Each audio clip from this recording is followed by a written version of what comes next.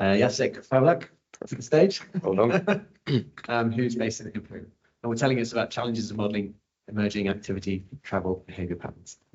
Okay, thanks a lot. Good afternoon all. And hopefully I'll not sort of, keep you asleep, given, how late it is. And I know that there's probably some coffee coming soon, but hey, slightly different perspective. We've talked about energy, we've talked about, public health. I come from the background of transport demand modeling, and today I'd like to talk to you about some of the modeling challenges that we've been facing recently in this space. And I'll probably give you a very simplistic overview of the sort of traditional approaches, and then how those traditional approaches are being challenged by essentially emerging activity travel behavior patterns. I'll give 4 examples of those, and then hopefully that can stimulate the discussion in terms of what we could potentially do, because those issues do invite interdisciplinary work. More on that in a moment. Starting with the traditional view, the way that we traditionally think in travel behavior modeling about individuals is in terms of activities. And the way that we think about what people do during the day is kind of very simplistic. So the conventional individual would start their day by sleeping. So this is, early morning and so on. Then they would go into some sort of maintenance activities, and that might involve, washing and, having breakfast, etc. Then travel, most likely to work. And then after work, they would travel back. And then once they are back home, there is, again, a bit of maintenance activities, eating and so on and so forth. There might be a bit of leisure, whether it's indoor, outdoor, or wherever. And then, back to bed again. And that's the kind of, setting in which modeling of activity travel behavior has been sort of, entrenched for many, many years. And the implied assumptions behind this type of perspective, which is very, very much prevalent, are as follows. Activities take place at specific locations, right? If you want to, eat out, you go to a restaurant. If you want to work, you go to work, right? Activities will take place as blocks in sequence, one at a time, right? So first it's sleep, then it's maintenance, then it's travel, then it's work, and so on. So far, so good, right? It feels reasonable. Activities are done by an individual, and Mike probably has just stolen my thunder, but I'll get onto that in a moment. But right now, we assume that activities are undertaken by ourselves, the people. Furthermore, when we look at travel, because that's the kind of perspective that I would like to focus on a bit more, travel is a derived demand. People travel because traveling allows them to move between activities that are at different locations by definition. And then travel, therefore, is the cost of moving from one location to another to undertake a different activity. And what is more, travel is something that we want to minimize. It's the cost, right? Nobody likes traveling, perhaps apart from a narrow set of pleasure-related travel instances, jogging or, cycling, etc. So that's the kind of perspective that travel behavior modeling has been dealing with for many, many years. Now, we have a bit of a problem these days with this. First of all, before I go into that, a couple of theoretical modeling workhorses. So these are essentially like the frameworks that we've been using to, underpin our modeling. We've got Hagerstrand's spacetime prism. This is based in 1970, so it assumes. So if you look at the graph, space is, on the horizontal axis, time is on the vertical axis. So it's sort of flipped to what you typically see in physics. When you're at a specific location, then you sort of move, upwards. Then if you want to switch to a different location, so you, for instance, travel to work, then you sort of move on your horizontal axis, time keeps going, so you keep moving upwards. Then you want to, go back home, then again, you move horizontally and so on. Then the other theoretical framework or set of models actually behind it is everything to do with microeconomics, and it's time allocation models, starting with seminal works by Becker, then Good Leisure Framework, McFadden, Train, and so on and so forth, where you've got a rational individual that is maximizing their utility by allocating time to either work or leisure. Why would they want to allocate time to leisure? Because it gives them pleasure. Why would they want to allocate time to work? Because that gives them consumption, which in turn gives them pleasure. But we only have 24 hours during the day. So that's our time use constraint. We cannot sort of, do anything about that. And we also have the income constraint because, whatever we earn, we need to spend. So, we can't just do nothing because that means that we don't have any money to spend. We cannot consume because then we don't have time to do to sort of, have any leisure.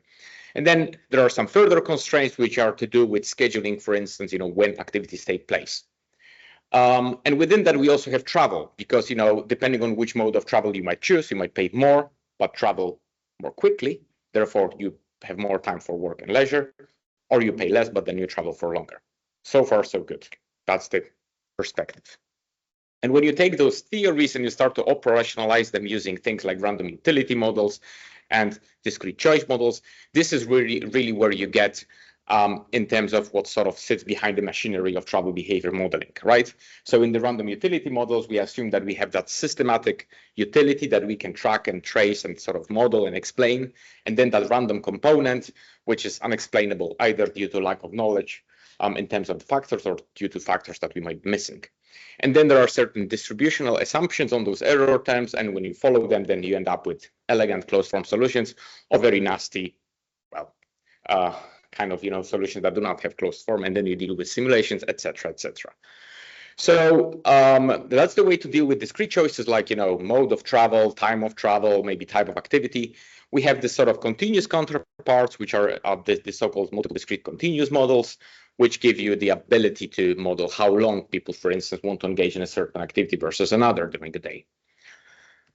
And then, the typical practice also, complements that with various regression models, typically linear, log linear, and so on.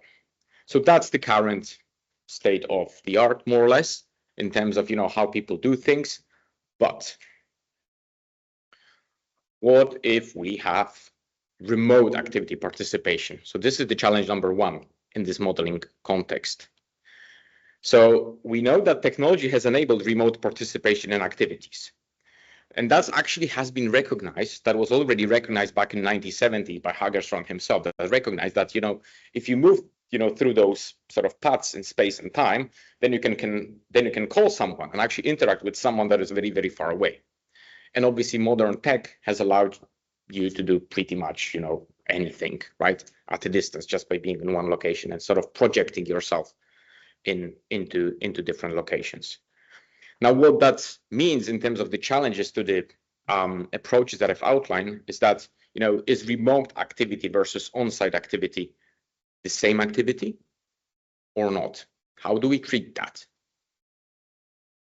Is remote participation perhaps a special mode of travel? So when you think about, I need to go to work, right? Do I take a bus? Do I drive? Do I walk? Do I cycle? Or do I telework, if you want to call it this way? But if that's the case, then, the cost of that type of projection, aside from your, internet contract is zero, and the duration of travel is zero. So it should be very much the preferred mode. Yet we don't see everyone working from home. We actually don't see people always wanting to work from home. So that means that we are missing something in our assumptions that we are dealing with.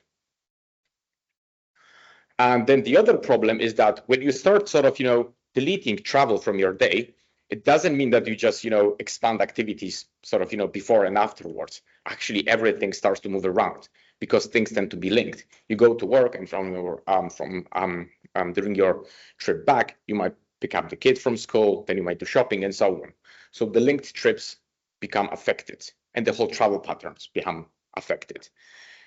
And there are no effective means, no sort of, universal means of modeling that these days. So that's challenge number one we have. There are various sort of impacts in terms of the policies areas. This is, to do with transport systems operation because of that arrangement of trips. The business models and land use, rental spaces, local restaurants, and so on, in terms of how things operate. If that sort of reality, well, with that type of reality, and therefore, those things really need modeling inputs that can answer some of these questions.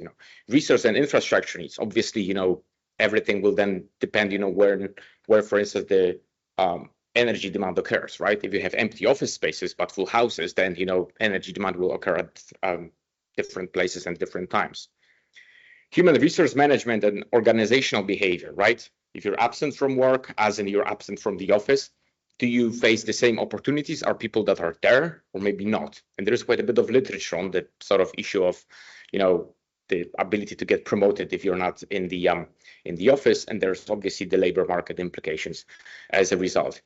Last but not least, health and well-being. You move less, you travel less, you just sit at home, or those type of things. So it's the physical activity element, but also if you get isolated, stay at home and never go out, is that healthy? And that takes me also to the social cohesion, right? People interacting with each other. So all of these things essentially are areas where modeling of that type of remote participation feels to be essential, in my opinion. Now, let me go to the other challenge, which is multitasking. And recall our earlier assumption that activities take place as blocks in sequence, one at a time.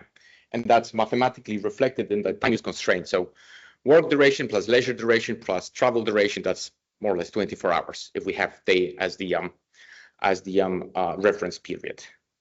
But in reality, this is what's happening. When you eat your breakfast, you might be listening to some music, radio, watch TV, and so on. When you travel, you might check your bank account, you might deal with some errands, maybe even check emails. At work, every now and then you might check your WhatsApp, message someone at home, you might be listening to music, etc., etc. Effectively, people might and people do multiple things at a time. Many of us looking at our laptops here today is the probably prime evidence of that. So what that means is that obviously that fundamental framework that we've got that underpins our models does not capture that correctly. And therefore, instead of choosing activities, we now need to deal with choices of bundles of activities. And that's kind of tricky, right? Because you don't deal with single alternative, you deal with a combination, because you can have multiple different levels of multitasking there. The other question is to do with budgets, right?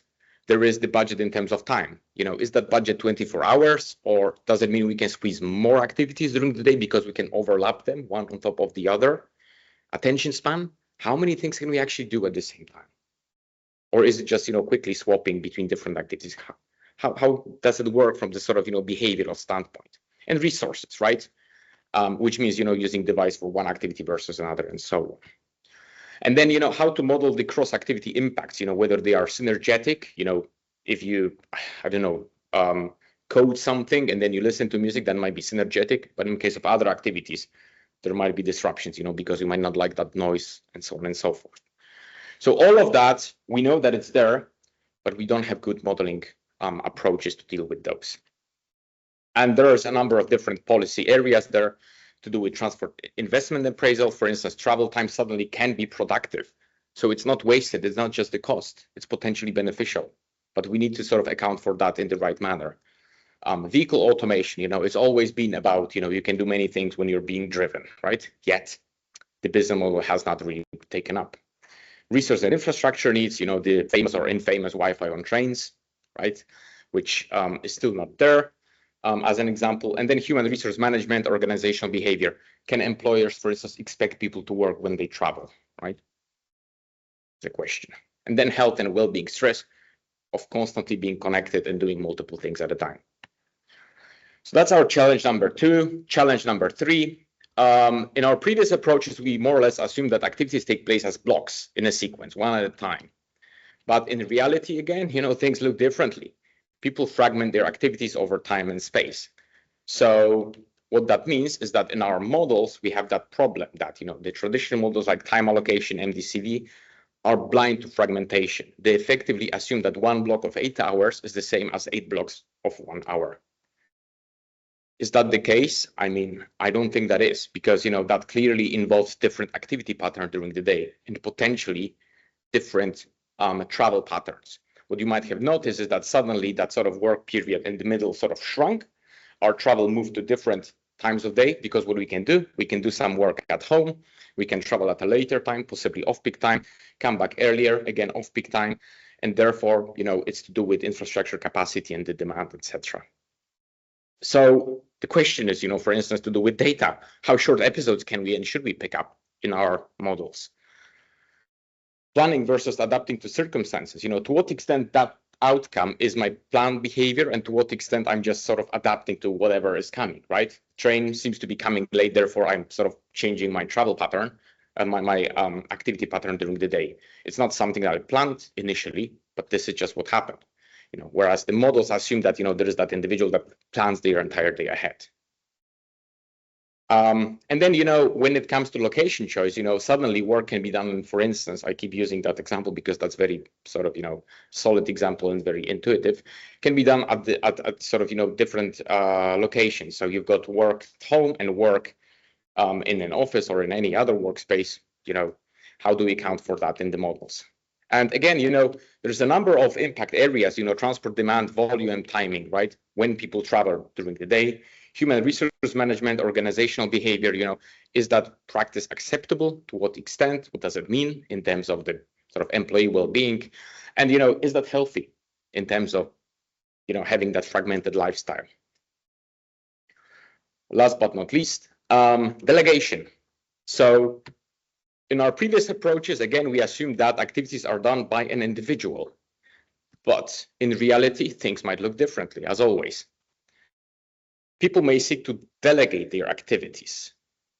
And the delegates might be other people, could be carers, housekeepers, contractors, smart appliances, and it could be AI agents, so something that Mike touched upon a moment ago, and I'm using the little robots there and, the waiter to sort of indicate that these are some of the activities that are potentially delegated to someone else.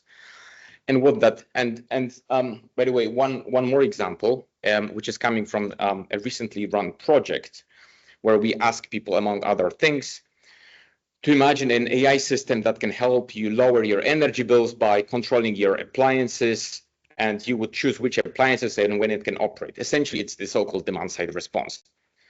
And the rightmost bar is 8.7% of individuals that said that the system could be allowed to automatically switch on and off devices without notifying me. So we had about 9% of individuals that would be happy for the system to operate, would be happy to delegate certain activities to an AI system. So we have evidence that actually people indicate some sort of level of acceptance. Whereas, that 43.8% are individuals that, would like to be notified and would like to be able to approve, but they are still happy for the system to sort of operate in the background and sort of ask them, okay, should I switch off the washing machine or switch it on later and so on? Yeah, sure. So that delegation to automated agents is the is reality. So challenges, is obviously, the traditional models focus on activities of the individuals. So it's the rational individual making the decisions and not necessarily how these activities are delegated and what are the rules for the delegation. Now, the question is therefore how to model these delegates that are capable of complex decisions and behaviors. We focus on the individuals, but if they delegate, then we should also focus on those sort of delegates because, there is a number of potential impact areas. Again, transport demand, volume, and timing. Again, impact on the activities during the day. Logistics. If you have an agent that automatically, resupplies your fridge and so on, that will, influence how things get, for instance, ordered, delivered by whom and when. Again, resource demand, energy, water, all of these things can operate at different times of day without, individuals choosing to sort of, to do these activities. What I tend to say is that with those type of, in those type of contexts, just because, no one is at home doesn't mean that washing cannot start, right? So that means that suddenly presence of an individual is not a good proxy for which activities might or might not take place and which resources might be consumed as a result. Safety and security, last but not least, that's something that, Mike touched upon. We delegate the responsibility, to what extent it's safe, do we know what's going to happen and so on. Do we model that? Do we model the awareness of individuals when they make those type of choices? And then the equity, certain individuals might have better access to those type of, delegated functions than others. The question is to what extent we should sort of, well, it's the question of how do we make sure that our models are actually reflecting the fact that individuals might be constrained in terms of picking up some of those capabilities versus not. So quick synthesis, something that I mentioned is that, we've got this conventional modeling view, and I think it's still a useful reference, and it's a useful starting point, almost as a benchmark. So let's keep it. However, I've shown to you that there's a number of assumptions that underpin the model of participation activities that are increasingly untenable in light of things like, remote participation, multitasking, fragmentation, delegation, automation. The problem also for the models is that, none of the above occurs in isolations. So there is some good work done dealing with those, single things, but in reality, all of them probably occur at the same time. And that's when the problem starts. And, all of the above have relevance in multiple areas, including, infrastructure, utilities, business management, public health, labor market. And I think, this is where policymaking will require modeling spanning various disciplines, because, those things clearly touch upon, multiple areas. So, that sort of cross-disciplinary collaboration is probably needed to address those modeling challenges. And a couple of references for those interested. And other than that, I wanted to say thank you.